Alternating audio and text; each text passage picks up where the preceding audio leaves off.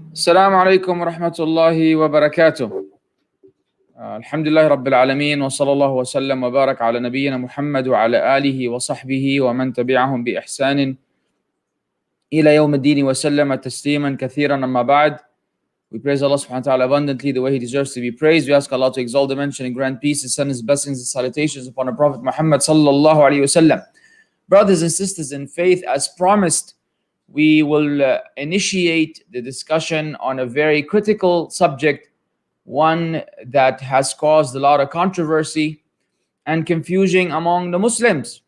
And today, inshallah, we will put that controversy to an end, and we will highlight the sound and authentic and orthodox opinion based on the methodology of Ahl-us-Sunnah wal-Jamaa'ah, which bases its understanding of the religion and the religious texts on the understanding of the early generations, the first three generations, which were praised by the Prophet Muhammad sallallahu alaihi wasallam when he said, خَيْرُ النَّاسِ قَرْنِي ثُمَّ الَّذِينَ يَلُونَهُمْ ثُمَّ الَّذِينَ يَلُونَهُمْ. The best of people is my generation, then those who will follow them, then those who will follow them. How did they understand certain aspects of the names and attributes of Allah? Is how we understand them.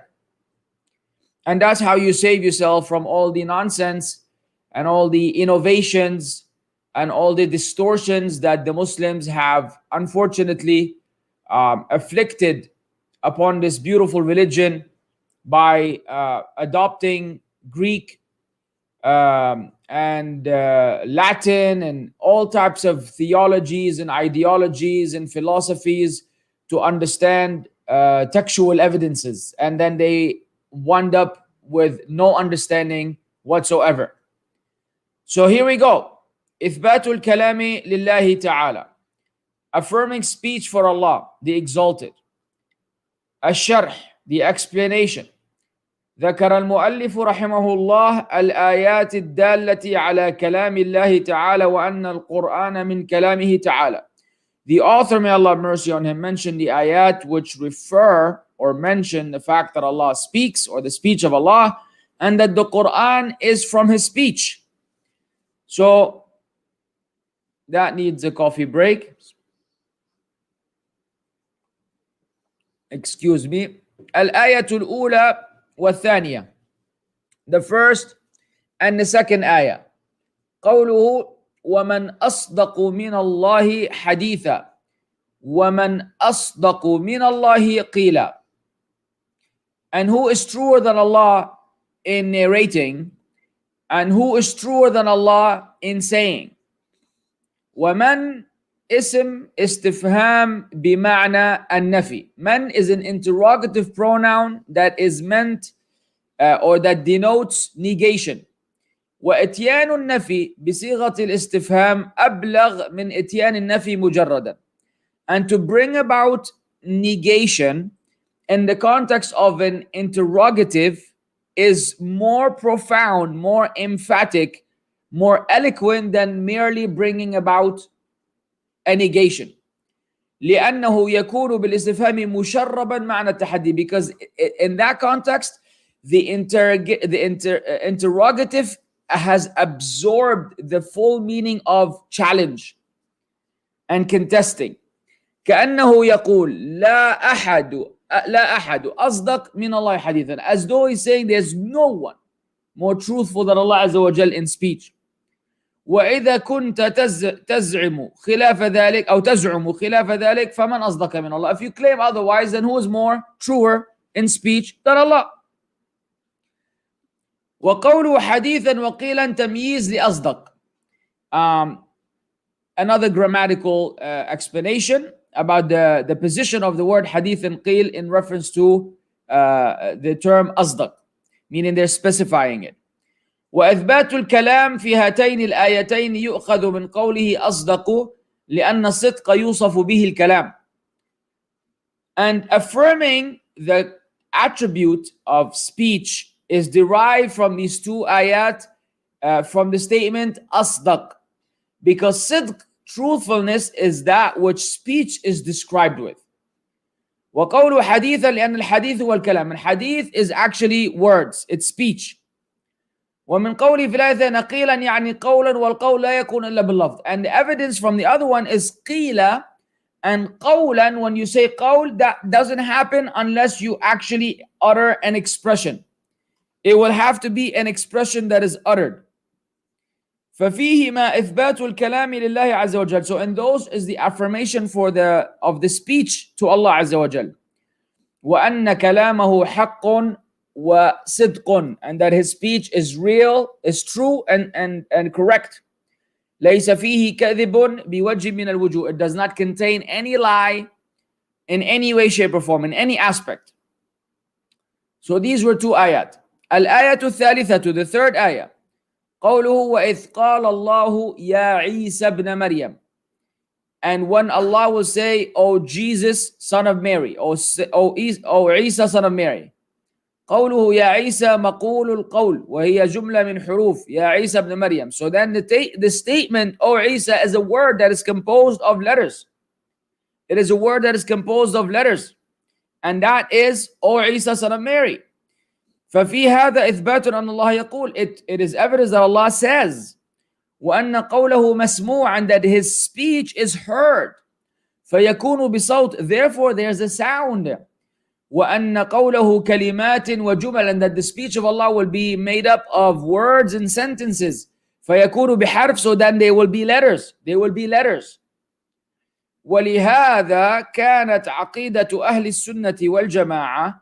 This is why the عقيدة of Ahl-us-Sunnah wal-Jamaa'ah أن الله يتكلم بكلام حقيقي متى شاء. Allah speaks truly, a true speech, whenever He wants. كيف شاء, however He wants. بما شاء, with whatever He wants. بحرف وصوت, with the use of letters and sounds. لا يماثل أصوات المخلوقين. Very important disclaimer or qualifier. There you go, qualifier. And it does not resemble the sounds of the creation. So while we are affirming that Allah Azza wa Jal speaks, we do not envision or imagine a sound, because we will not be able to grasp it. Just like we know Allah sees and Allah hears and Allah has a face and Allah hands, and we have no idea about their mahiyat hadhi al-umur, the reality of these matters, but we submit to the text. So we neither deny the text nor do we liken Allah Azza wa Jal to His creation. The Shaykh says, متى شاء باعتبار الزمن, whenever he wants in reference to the time. بما شاء باعتبار الكلام, whatever he wants in reference to the actual words. يعني موضوع الكلام من أمر أو نهي أو غير ذلك. The subject of the speech, whether Allah has given a commandment or a prohibition or other than that. كيف شاء يعني على الكيفية والصفة التي يريدها سبحانه وتعالى. كيف, upon the method and the way in accordance to the way Allah Azza wa Jal subhanahu wa ta'ala wants. قلنا إنه بحرف وصوت ولا يشبه أصوات المخلوقين. We said, and there will be the use of letters and voice that does not resemble the sounds and the voices of the creation. الدليل على هذا من الآية الكريمة. What is the evidence for all that from this noble ayah? وإذ قال الله يا عيسى ابن مريم. هذا حروف. When Allah Azza wa Jal says, O Isa, son of Mary, and those are letters. Those are letters. وبصوت, and with a voice. لأن عيسى يسمع ما قال, because Isa will hear what Allah said. And if someone wants to deny that Allah Azza wa Jal will make that sound, then they have to bring an evidence that when Allah will call on Isa on Yawm al-Qiyamah, that Isa will not hear. They have to prove that Isa did not hear. If Isa hears, and we know at the end of Surah Al-Ma'idah, is it? Or Al-Imran, Surah Al-Ma'idah, there's a conversation that will happen between Allah and Isa on Yawm al-Qiyamah. Allah will say, did you say to the people to take me and my mother as gods besides Allah? He will say, glory be to you. ما كان لي أن أقول ما ليس لي به علم. I had no right to say that which I have no knowledge of. You know what's within me, I don't know what's within you. All of these ayat is a conversation that happens between Allah and Isa. So how are they going to claim that there's no voice if Isa is actually hearing and responding? لا يماثل أصوات المخلوقين أن الله تعالى قال لأن الله قال ليس كمثل شيء وهو السميع البصير. Why do we say that it doesn't resemble the voices of the creation? Because we've already established, my brothers and sisters in faith, that Allah taught us in Surah Al-Shura, ayah number 11, there's nothing like unto him and he is the all-hearing, all-seeing. So he's already established there's nothing like Allah. Not in his names, not as in attributes, not in the reality of these names and attributes, the vision, the hearing, the ability, the power, everything, knowledge, everything. There's nothing like Allah. But look how decent we are. Look what a bunch of decent human beings we are. What a lovely bunch we are. A lovely bunch. Because we don't dare to say, no, it cannot be. La, astaghfirullah. Like some of these fake righteous people from among the Jahmiyyah and the Mu'tazila and some of those Asha'ira, they do. They show this fake righteousness where they are, astaghfirullah, don't say that. Like they're trying to protect Allah from those descriptions that we are giving onto him. And they call us mujassima, those who give Allah Azza wa Jal a body. They attribute a body to Allah. And they curse us with the worst type of words. And they declare kufr on us. It's amazing. And if you haven't been exposed to the Arab world, then I can bring it right to you. I've heard them and seen them in their videos. Some of these so-called mashayikh from Lebanon. The dude is vicious, man. Vicious in passing takfir on all of us who claim or who dare to say that Allah has a face or Allah has hands. Oh, you have no idea how irritated they are with this belief. And so what do? You should see them though, how pathetic they are when they're trying to now, when they come across an ayah and they have to find a way out. They have to say, oh no, what this word means, then they quote something that no one has ever heard of from nowhere land to support that the Arabs, thought this word meant this or that. It's laughable. Allah al-Musta'an. الآية الرابعة, the fourth ayah, قوله وتمت كلمة ربك صدقا وعدلا. And the word of your Lord has been fulfilled in truth and in justice. كلمة بالإفراد وفي قراءة كلمات بالجمع ومعناها واحد. So there are one قراءة where it's one word and another one where it's كلمات. It is plural. And the meaning is one. لأن كلمة مفرد مضاف يعم. Because in that context, كلمة is a singular pronoun.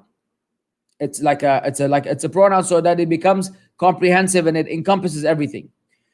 تمت كلمات الله عز وجل على هذين الوصفين. So the speech of Allah عز وجل, the word of Allah has been fulfilled upon these two attributes. الصدق والعدل, the truthfulness and justice. والذي يوصف بالصدق الخبر, that which you describe as being truthful is information. والذي يوصف بالعدل الحكم, and what you describe as justice is the ruling.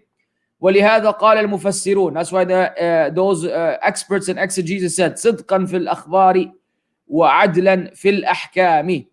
It is truthful in the information, in the news that it brings, and it is just in the rulings.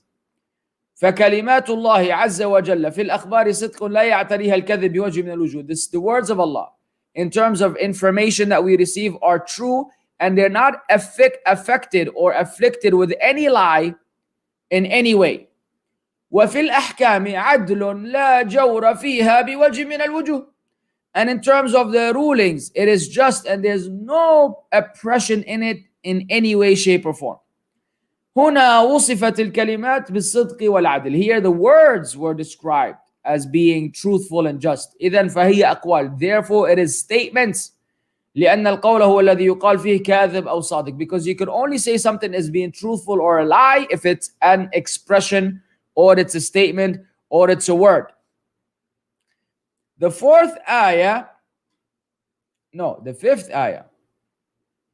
Wait a second. وَكَلَّمَ اللَّهُ مُوسَى تَكْلِيمًا. And to Musa, Allah spoke directly. الفاعل الله لفظ الجلالة فاعل فالكلام واقع منه. So the subject or the doer of the verb is the lafzul jalala, is Allah subhanahu wa ta'ala. So the action occurs from him.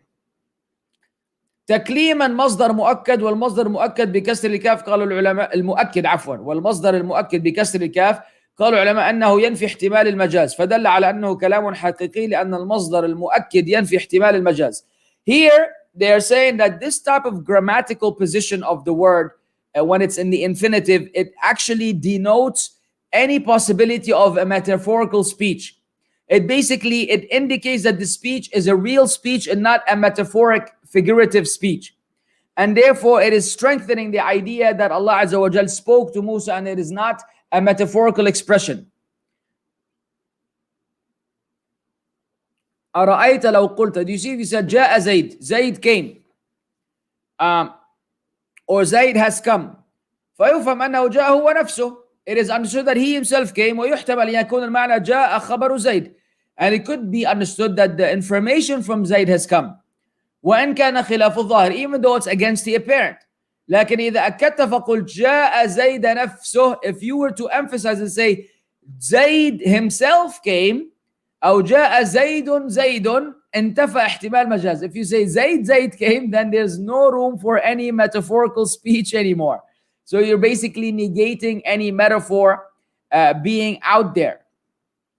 فكلام الله عز وجل لموسى كلام حقيقي بحرف وصوت سمعه.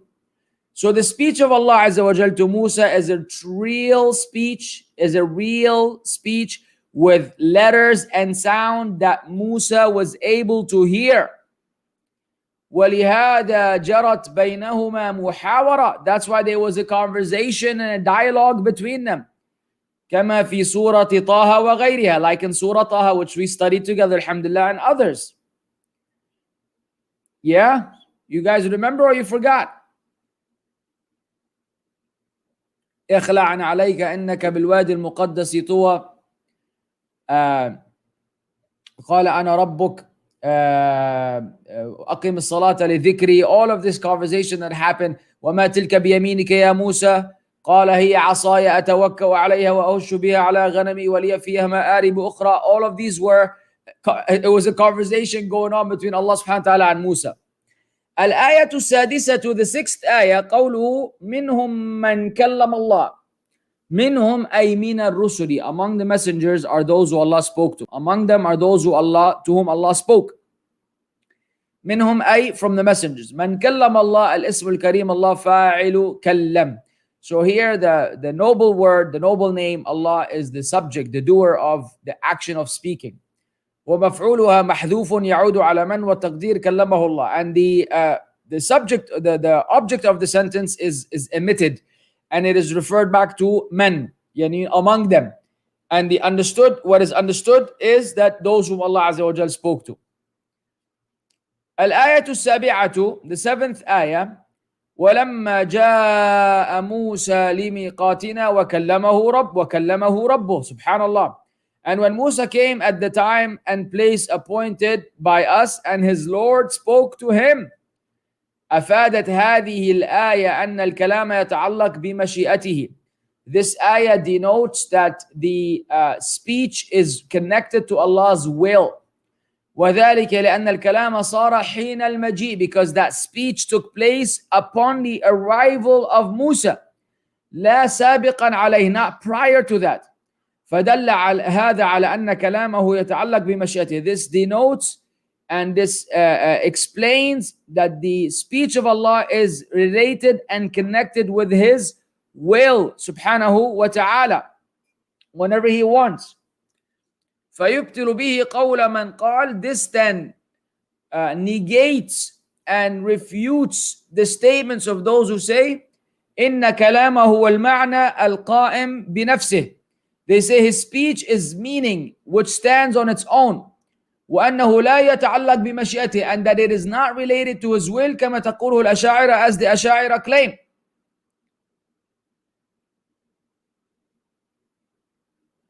So the Asha'ira will say that Allah speaks, but it is not something that is done at his will. Rather, the speech stands on its own. It's an independent thing which stands on its own.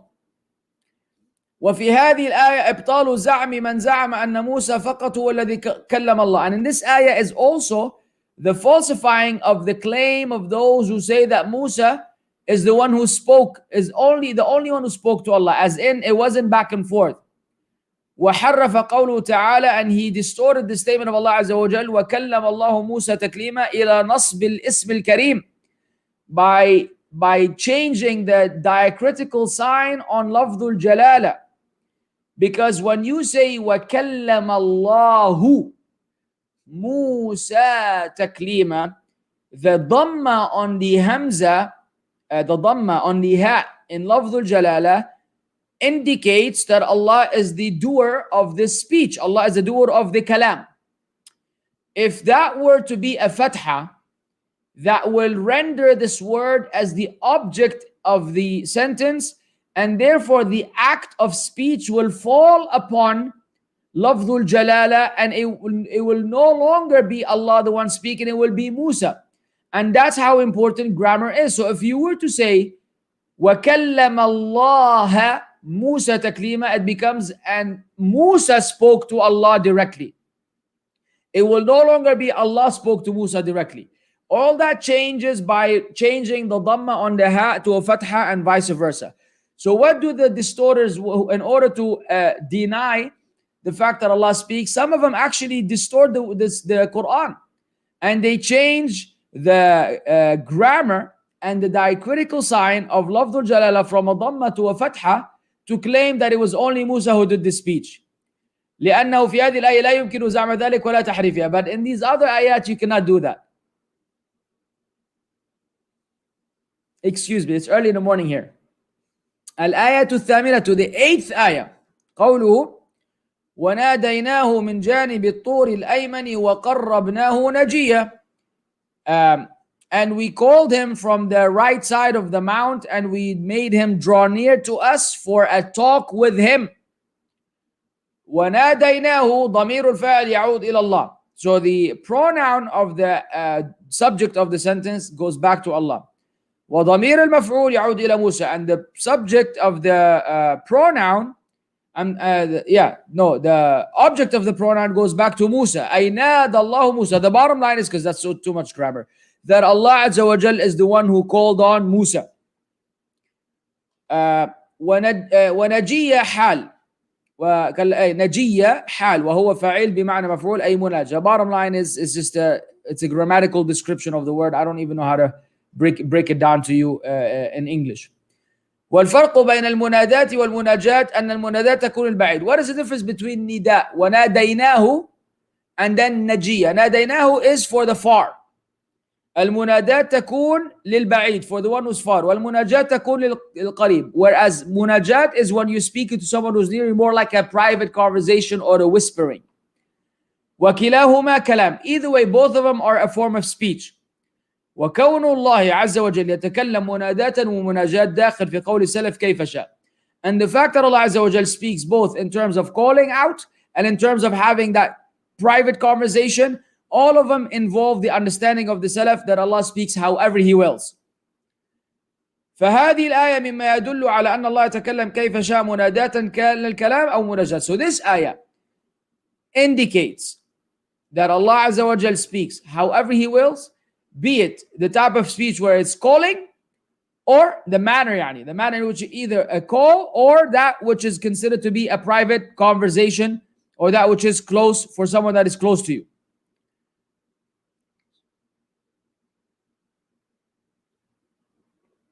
الآية التاسعة, to the 9th ayah. قوله وإذ نادى ربك موسى أن ائت القوم الظالمين. And when your Lord called Musa, go to the people who are the wrongdoers. وإذ نادى يعني يذكر إذ نادى, meaning remember, mention when your Lord called on Musa. وشاهد قوله ربك موسى فسر النداء بقوله أن ائت القوم الظالمين. What did Allah say to Musa? He explained that call by saying, go to the people who are wrongdoers. فالنداء يدل على أنه بصوت. So the calling indicates that it is with a sound, with a voice. ونأتي القوم الظالمين يدل على أنه بحرف. And the fact that I told them, go to the people who are wrongdoers, proves that there are letters that are being used. There are letters that are being used. All of these are again the basis upon which Ahl-us-Sunnah wal-Jamaa'ah understand the names and attributes of Allah. Al-Ayatul-Ashiratu, the 10th ayah, قوله وناداهما ربهما ألم أنهكما عن تلكما الشجرة. And their Lord called out to the two of them, did I not forbid you from that tree? وناداهما ضمير المفعول به يعود على آدم وحواء. What is this in reference to? The pronoun is in reference to Adam and Eve. ألم أنهكما عن تلكما الشجرة يقرر أنه نهاهما عن تلكما الشجرة. This proves that Allah had forbade them from that tree. وهذا يدل على أن الله كلمهما من قبل. This also proves that Allah spoke to them previous to that. وأن كلام الله بصوت وحرف. That the speech of Allah includes and involves voice and letters. Voice and letter. ويدل على أنه يتعلق بمشيئته. And it also proves that it is related to Allah's will. لقوله ألم أنهكما فإن هذا القول بعد النهي. That statement only came after prohibition. فيكون متعلقا بالمشيئة. So it is related to the will and what Allah wants. Meaning after Allah prohibited them, that speech came at a particular time when Allah Azza wa Jal willed. So the speech of Allah is related and associated with His will and what He wants. عرفت? Hey, الآية الحادية عشر, the 11th. Look how many ayat we have. قوله ويوم يناديهم فيقول ماذا أجبتم المرسلين. And the day He will call to them and say, what answers gave you to the messengers? يعني واذكر يوم يناديهم ذلك يوم القيامة. Mention on the day He will call them, and that is on the day of resurrection. والمنادي هو الله عز وجل. The caller is Allah عز وجل. فيقول, Allah will say, وفي هذه الآيات إثبات الكلام من وجهين. وفي هذه الآية, and this ayah proves the speech of Allah from two ways, from two angles. النداء والقول, the call and the actual statement, the call and the statement itself. وهذه الآيات تدل بمجموعها على أن الله يتكلم بكلام حقيقي. So all of these ayat collectively indicate that Allah Azza wa Jal speaks a true speech, متى شاء, whenever He wills, بما شاء, with whatever He wills, كيف شاء, however He wills, meaning by calling or a private conversation, بحرف, using letters, وصوت مسموع, and a voice that is heard, لا يماثل أصوات المخلوقين, and it does not resemble the voices of the creation. وهذه هي هذه العقيدة السلفية عقيدة أهل السنة والجماعة. الله أكبر.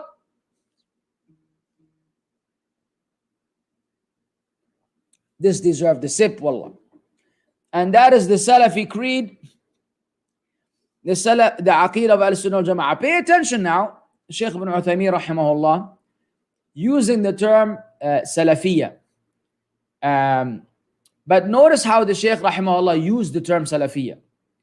And notice how others have used the term Salafiyya. So Salafiyya here is an adjective describing Aqeedah. And surely it is one of the most comprehensive terms to describe what we are upon. So if I want to cut a long story short and tell what type of Muslim I am, because believe it or not, we have different types of Muslims. It's not like we're all one. So when you say Muslim, it's like, okay, great. We actually have so much going on that you need a little more specific explanation.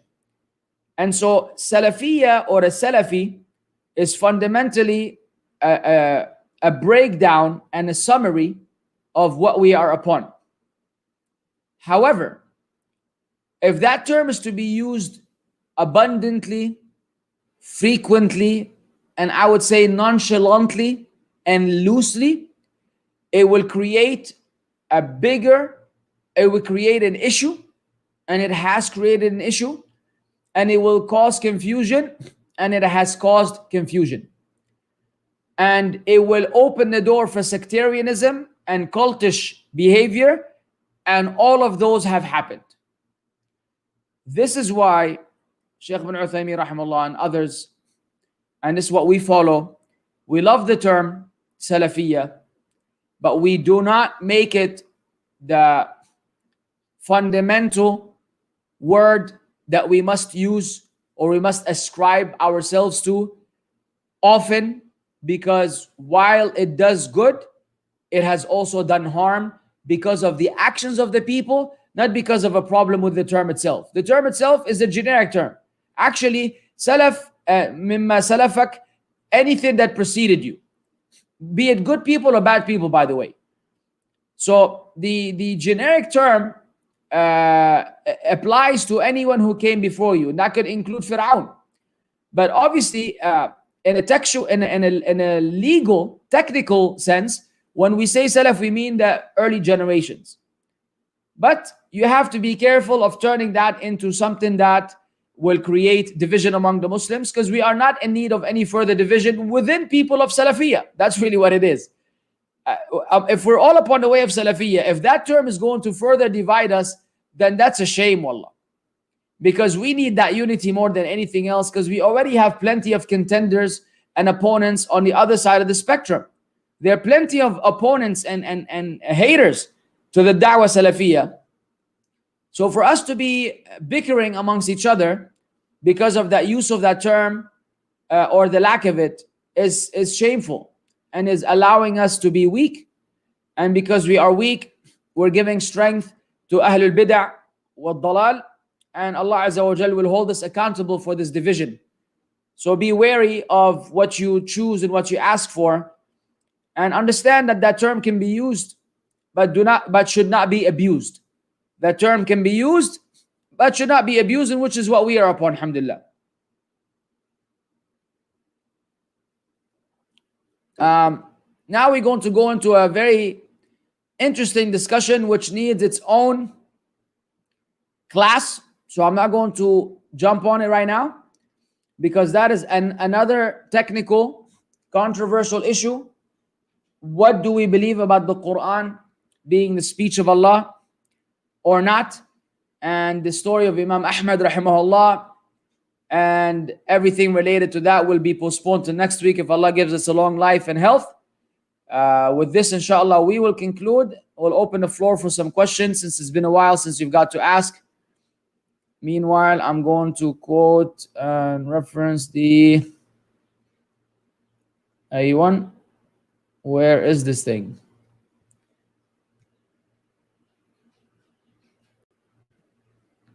One moment.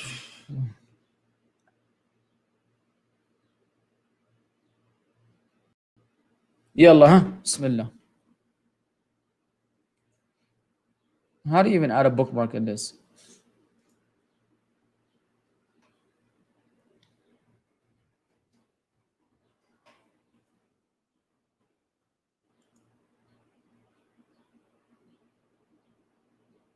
Who cares right now? Can you use philosophy to debate and revert atheists? Is there any limitation? I've already answered that question before. I'm not for it. I'm against it. I'm against using philosophy. It depends on what you mean by philosophy. It's a very tricky subject, and very few people can navigate without falling into deviations. Stay away from it, inshallah. Next. What are khabar, hadith, and is someone allowed to reject majority of them? I don't know what you're referring to. Next. Shaykh, why these people in the first place have a problem if Allah speaks? Because they have a problem with affirming anything that humans do. So they believe if you affirm to Allah a quality that is already established for humans, therefore you are making Allah like His creation. And if you make Allah like His creation, you've committed an act of disbelief. And therefore, in order to make a distinction between the creator and the creation and having no resemblance between them, they're forced to deny that Allah speaks. Otherwise, if Allah speaks, then Allah becomes like us in their mind. And so they deny the speech of Allah altogether.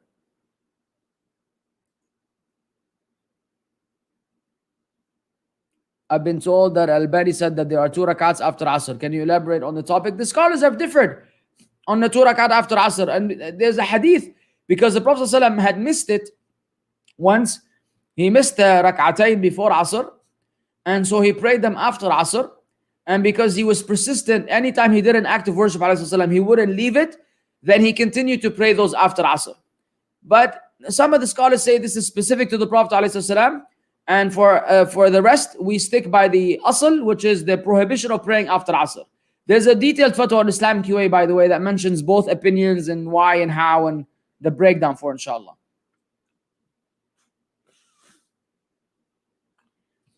Mother, can you do a small 10-minute clip or 10-minute on what's a woman hijab dress code? I asked this because so many sisters are wearing trousers and long shirts with something wrapped around their head. I mean, I don't know if I could do it in 10 minutes. I have a lecture on this, yes, Spring Leaves, titled, Is This Sister Going to Jannah? We explained the woman's dress code in that talk. If somebody wants to make a 10-minute abridged, summarized version of it, please go ahead. I can't promise you to do that, but I know that I've discussed this topic before. I even gave a khutbah about it. So there's a shorter version. There's like a 20 or 30-minute version on the channel. I forgot what it's called, but you can look it up on the channel, on the YouTube channel. I gave a khutbah about that as well. Now, who are the madkhalis? There's no such thing, Habibi. There are madkhalis, and madkhalis are supposedly those who follow Shaykh Rabi' al-Madkhali. And that term is just, it shouldn't be used, honestly. There were some hard-headed people that really blew things out of proportion with Shaykh Rabi', hafidhahullah. And they went to extreme in warning against their fellow Salafi brothers. And they were called madkhalis because they went really out of their way to refute those who preached what they preached. But the Shaykh should be free from that, even though he had the foundation upon which many people were declared to be off the manhaj.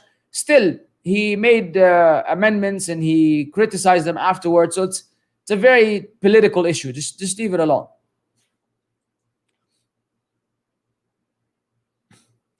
How do we give da'wah to our family affected by Western ideology? They believe LGBT is okay and polytheists are believers. Allahu Akbar.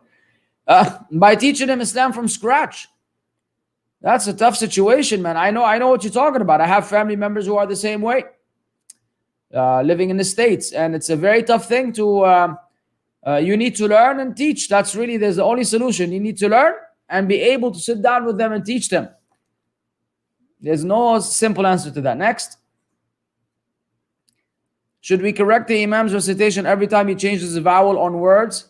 Because as non-Arabs, we can't tell if the vowel that is changes the meaning. Yes, unless the Shaykh is reciting a valid recitation where there is a valid change and you don't know any better, which puts you in a tight situation. So there are times when the Imam, it depends on how knowledgeable the Imam is. If he's knowledgeable of qira'at, then just be quiet. If you know that he barely knows one qira'ah, and you know it's a mistake, then yes, you should correct him every time.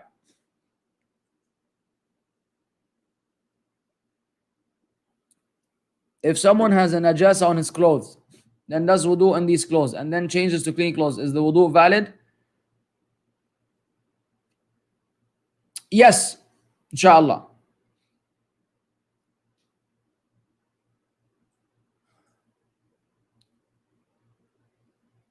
Can you talk about hunting with guns, arrows, and dogs? If the prey dies, is it halal? Yes. If the prey dies because of what? If the prey dies because of your shot or your arrow, then of course it's halal. If it dies because of drowning, as in the hadith of Adi ibn Hatim, the Prophet ﷺ, he told the Prophet ﷺ that I hunt and the bird falls into the river. I don't know if it died from drowning or from my arrow. He said, don't eat it unless you know that it died from your arrow. So if you're doubtful about the cause of death, then you cannot eat it. If you know the cause of death, then you can go ahead and eat it. Yes, even if your dog is the one, hunting dog is the one that brought it to you, that's completely fine. It's in the Quran. If we pass gas just before the salam of salah, is it accepted? What is accepted? Passing the gas or the salah? As for passing the gas, we have no choice but to accept it. I mean, you let it go in the middle of the place, nobody's going to say, hey, we don't accept, take it back. Khalas, it's out. If you mean the salah, of course the salah is not accepted, man. What the heck? What, did someone tell you like the last 5 seconds of the salah, you can nullify your wudu and then your salah will be valid? There's the word. I mean, where did you get that from, ya Muhammad? Ya Muhammad, Allah yahdik ya Shaykh. Wallah al-Azim, that's something, bro. Bro, of course the salah is invalid, man. Since the aura of the man is between navel and the knees, is salah accepted if that's all that is covered? Yes, but the salah has a specific aura that has to be covered, and that includes the shoulders if a garment is available. So if a garment is available, you are supposed to also cover your body and your shoulders. If it is not, then it's fine. If we fail to have sabr in the first time, but now are ashamed and want to have sabr now, will it be of any benefit? Because the hadith says sabr is in the first blow. I mean, it's better than not having sabr at all. Of course, you miss out on the reward of the initial blow, but you're still better off than someone who decides not to have sabr whatsoever and they continue to trip. But train yourself in the future to have sabr from the first incident, upon the occurrence of the incident.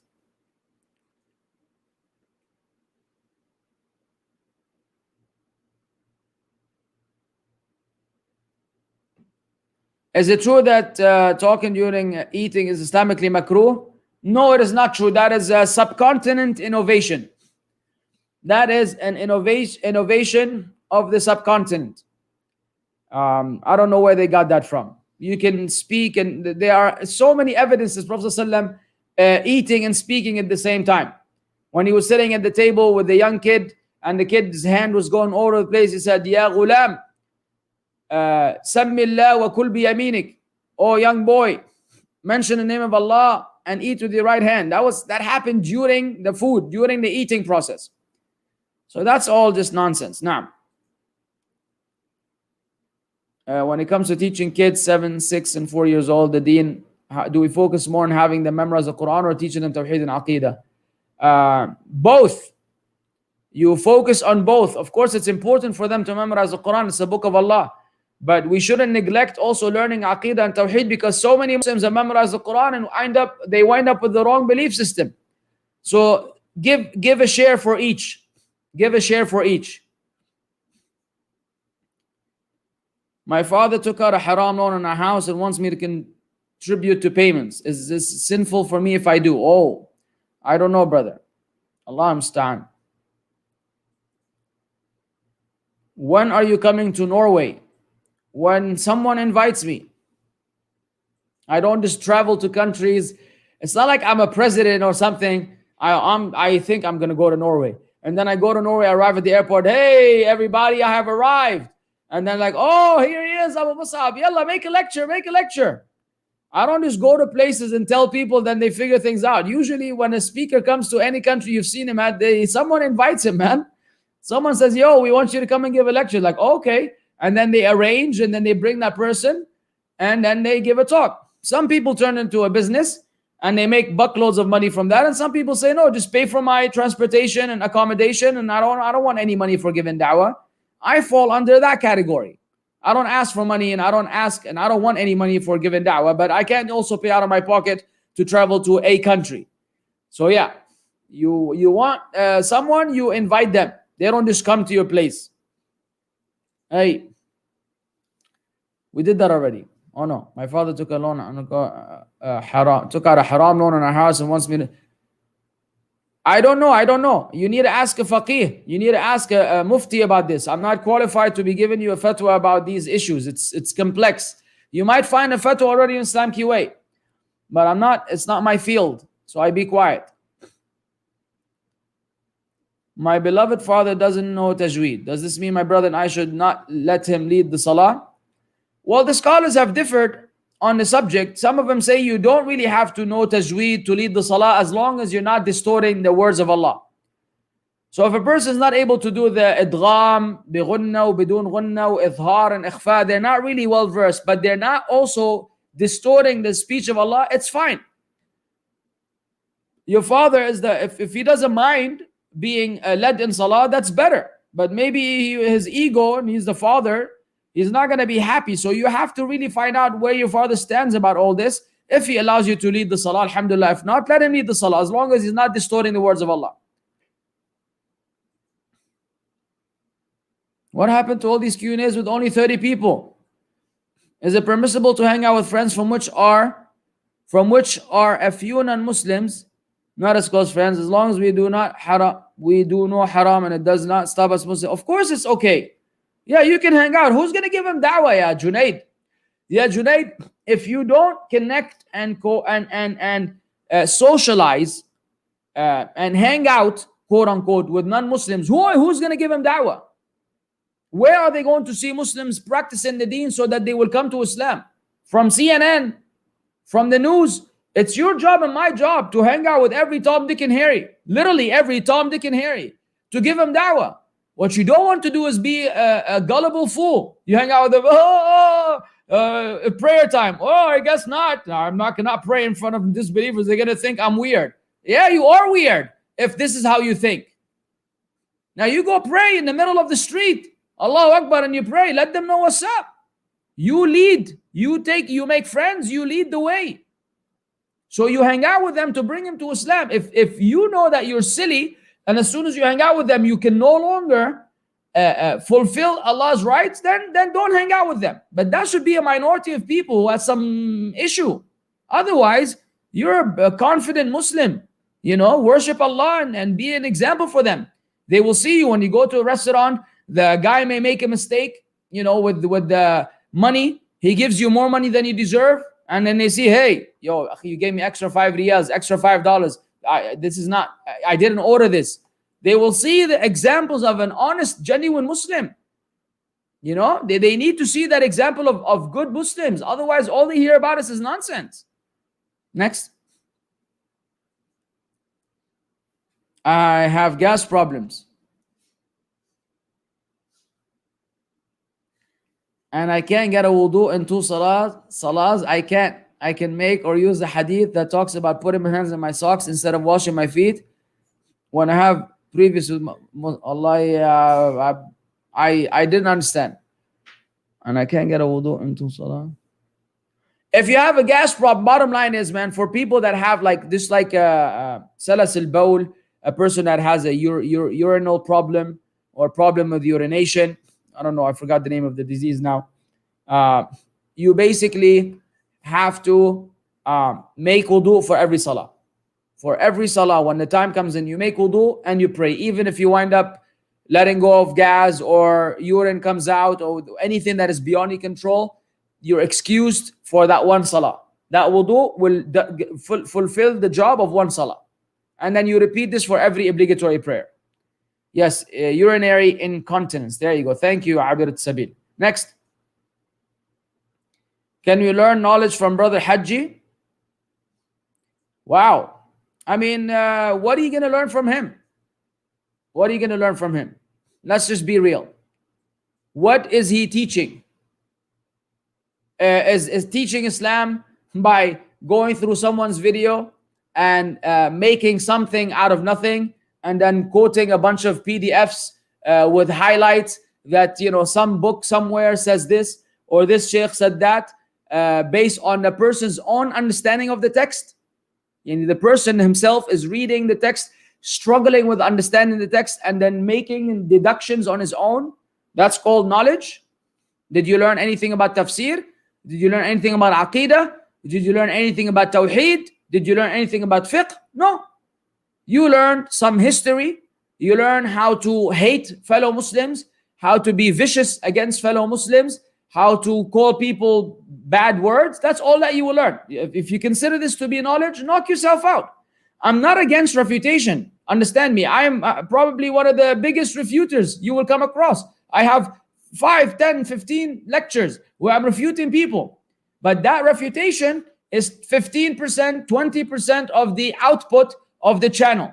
So we have beneficial knowledge, inshallah ta'ala, and then we have refutations. But when all you do is refutations and you have no beneficial knowledge and you yourself, you're not qualified, then you, of course, you don't learn from a person like this. You make dua for him.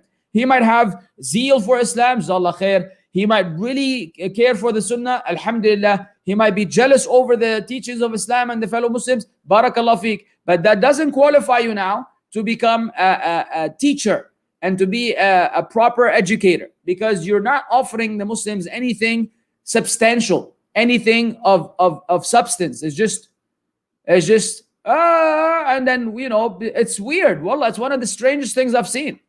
But anyways, yeah, that should answer the question, inshallah. We say the name of Allah before we shoot the arrow, yes? Yeah, of course, say Bismillah. Inshallah alayk, ice cold juice. The subcontinent said, I didn't know the subcontinent says that about not talking during eating to get the children to eat quickly and go. Oh, okay. You're the people from the subcontinents. Okay, the people from the subcontinent, well, I don't know why they invented that, but, you know, let the children speak and eat, man. What's the big deal? Would you be able to post a tutorial on women's prayer? I can't find a good guide. I know it's pretty different from men's. No. Asma. Time out. No. The woman's prayer is 100% identical to men's prayer. I don't know who told you that. That's not the Hanafi channel here. This is not Hanafi fiqh. The woman's prayer is 100% identical to the man's prayer. No difference at all. I don't know where you got this idea from. So you don't need a woman's prayer tutorial, because whatever you see for men applies for women. The only difference is your dress code. You're not going to pray like a man in a thawb with your head showing and your arms and your legs. That's all. It's just the dress code. Yo. Okay, last question for the day. I guess no. Okay. Assalamu alaikum, brother. Wa alaikum salam. What you say about some who say that Allah can love disbelievers? Ho. And then quote what they say, Qurtubi, who say Allah loved Umar while he was worshipping idols in Mecca. Ya akhi, Allah yarda alayk. First of all, whatever the Qurtubi said, the Qurtubi is not, I don't know if the Qurtubi said that, number one. Number two, if the Qurtubi said that, he's not infallible. Number three, you can have an understanding of this. You can actually have a proper understanding of this if you just use your brain. Did Allah guide Umar to Islam? Yes. So in Allah's infinite knowledge, of course He's going to love the person who will eventually become a Muslim. That's why He guided that person to Islam. What in the world, man? Everybody who's a Muslim must have attained some of Allah's love. Therefore, that Allah made that person a Muslim. Now, it's not your business to discuss the before and after. That means Allah loved him before he was a Muslim. That's why Allah made him a Muslim. And so, okay, let's say that's the case. So you want to come bring this now and say that Allah loves all the kuffar, but then He will put them in the hellfire forever? Yani, why do people like to play games with this stuff, man? Really wasting their energy on nonsense. Absolute nonsense. All this is darb rajm bil ghaib. Just speaking about matters of the unseen. What do you want to prove? Tell them what is the end, what is the bottom line. Tell them, okay, tayyib, mashi. What's the bottom line? If they want to use this to prove that Allah loves the kuffar, tell them, okay, jazakallah khair. Why will Allah put them in the hellfire forever? How can Allah love someone and put them in the hellfire forever? When they answer that question, then we can take it from there, inshallah. And they will not be able to answer that question. So inshallah, that concludes. Barakallah feekum. I'm a beginner in the deen. What should I study first? Tawheed. Learn who your Lord is. Now, subhanakallah bihamdik. Ashhadu an la ilaha illa ant. Astaghfiruka atubu ilaik. Assalamu alaikum wa rahmatullahi wa barakatuh.